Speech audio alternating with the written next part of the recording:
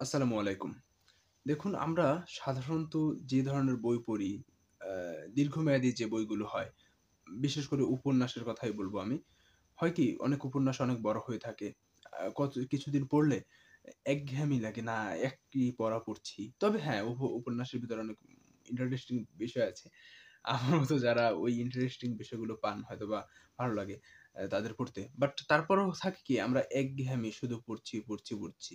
তবে এ থেকে বেরিয়ে আসার জন্য আমার এক শিক্ষক আমাকে বলেছেন যে কবিতার বই পড়তে। মানে ওই উপন্যাসের ভিতরেই মাঝে, মাঝে হয় কি কবিতার বইগুলো যদি আমরা পড়ি তাহলে আ ওই যে একটা বিষয় আরকি একঘেয়েমি বা দীর্ঘমেয়াদী একটা পড়া পড়ছি, পড়ছি, পড়ছি একটা জিনিস শেষ হচ্ছে না। তো মাঝে যদি একটা কবিতার পড়া পড়ি তখন কিন্তু আমার ওই লেখাটা একটু পৃথক মনে হয়। কবিতাটা আলাদা হয়, ওই উপন্যাসটা আলাদা। এরকম হয়। তখন আবার যখন আমি ওই দীর্ঘমেয়াদী উপন্যাসটা ধরি, তখন হচ্ছে ওইটায় আরো মনোযোগী হতে পারি। এরকম।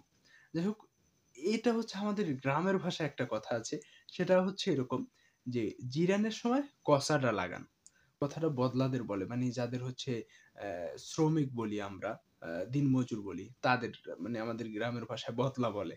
ওই তাদেরকে বলা হয় যখন জিরাইবেন তখন কষা লাগাইয়েন। মানে হচ্ছে আপনি যখন বিশ্রাম নেবেন তখনও ছোট যে কাজগুলো আছে অ্যা সেগুলো করুন।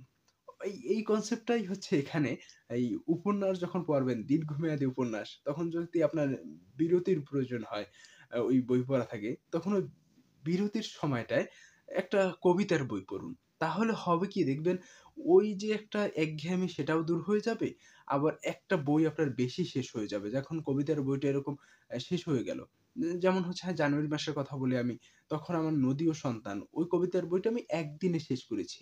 এখন জানুয়ারি মাসে আমার একটু ভালো লাগা কি আমি ৩ টা বই জানুয়ারি মাসে শেষ করতে পেরেছি। আর যদি ওই কবিতার বইটা না পড়তাম তাহলেও থেকে ২ টা বই শেষ করা হতো।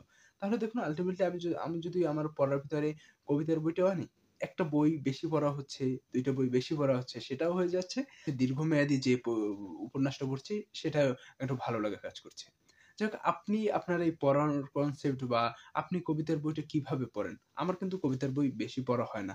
আপনার কি কবিতার বই অনেক বেশি পড়া হয়? আমাকে জানাতে পারেন আপনার কোন প্রিয় কবিতার বই বা কাব্যগ্রন্থ যেটাকে আমরা বলি।